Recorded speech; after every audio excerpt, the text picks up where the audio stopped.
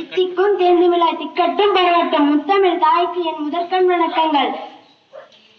அறியாமை பேய்குலத்தில் எதிர்நீச்சல் போட்டு நித்தம் நான் பேசிட எழுதிட வேதம்மை புரிந்திட தலைமை ஆசிரியர் அவர்களுக்கும் ஆசிரியர்களுக்கும் என் உடன்பிறவா சகோதர சகோதரிகளுக்கும் என் முத்தான முதற்கண் வணக்கத்தை தெரிவித்துக் கொள்கிறேன்.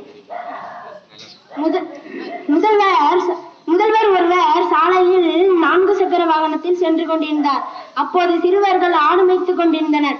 அதனை பார்த்து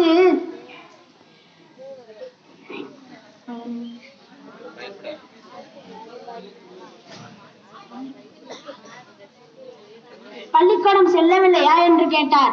அதற்கு குழந்தைகள் பள்ளிக்கூடம் வெகு தொலைவில் உள்ளது என்றனர். பள்ளிக்கூடம் கட்டி கொடுத்தால் பள்ளிக்கூடத்திற்கு செல்வியா போகிறீர்களா என்றார். அதற்கு குழந்தைகள்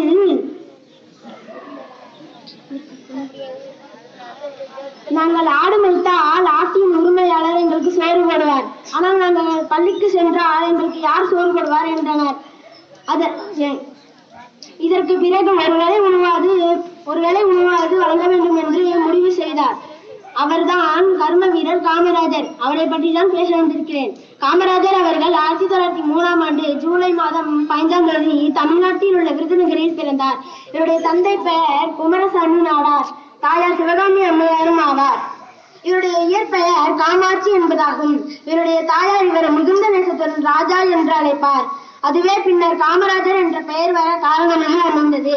1954ஆம் ஆண்டு தமிழக முதல்வரானார். தமிழகத்தின் முதல்வராக 9 ஆண்டுகள் பதவி வகித்தார். ஏழை மாணவர்களுக்காக இலவச கல்வி, இலவச மதிய உணவு திட்டம் போன்ற திட்டங்களை ஏற்படுத்தியதால் கல்விக்கண் திறந்த காமராஜர் என்றும் அழைக்கப்படுகிறார். 9 நீர்ப்பாசன திட்டங்களை நிறைவேற்றினார். காமராஜர் அவர்கள் முதல்வரான பின்னர் மூடப்பட்ட 6000 பள்ளிகளை திறந்தார். மேலும் 12,000 புதிய பள்ளிகளையும் திறந்தார். ஏழை பணக்காரர்கள் வேறுபாடு இருக்கக்கூடாது என்பதற்காக பள்ளியில் சீருடைகள் கட்டாயமாக்கினார்.